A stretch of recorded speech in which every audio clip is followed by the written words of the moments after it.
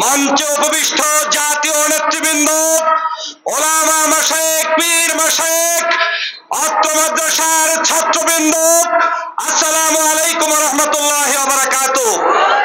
বক্তব্য দীর্ঘায়িত করার কোনো সুযোগ নেই, শুধু আপনাদেরকে একটি কথা স্মরণ করিয়ে দিতে চাই। বরিশালে যখন শেখ চরমনাইয়ের উপরে আওয়ামী লীগের লোকেরা আক্রমণ করেছিল, আজ শেখ চরমনাই আছে, আওয়ামী লীগ বাংলাদেশ থেকে পালিয়েছে। আজকে স্মরণ করিয়ে দিতে চাই, আমার শেখ চরমনাই সেদিন বলেছিল শেখ হাসিনার পতন নিশ্চিত না করা পর্যন্ত ঘরে ফিরে যাবে না, যাবে না, যাবে না। আজকের শেখ চরমনাই তিনি তার কথা রেখেছেন। বাংলাদেশ থেকে ফ্যাসিবাদকে মুক্তির জন্য চরমনাইয়ের পীর সাহেবের নেতৃত্বে সারা বাংলাদেশের মানুষজন ঐক্যবদ্ধভাবে রাজপথে ছিল, ঠিক কিনা বলেন?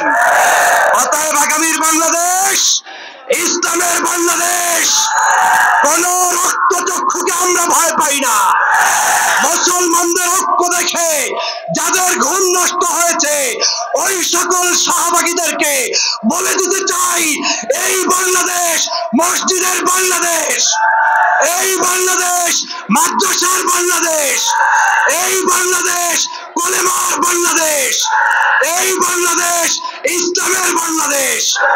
এই বাংলাদেশ কেমন হবে সেটা তোমাদের কাছ থেকে শিখতে হবে না, ঠিক কিনা বলেন?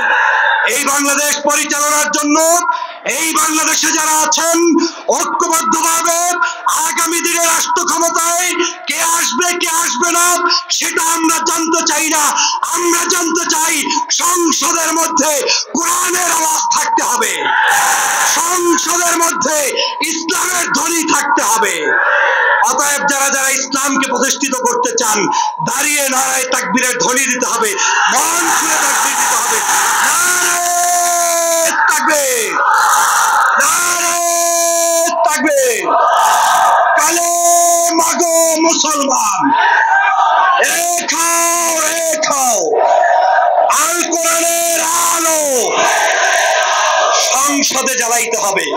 আল কোরআনের আলো আরো জোরে বলতে হবে মুসলমান, আল কোরআনের আলো।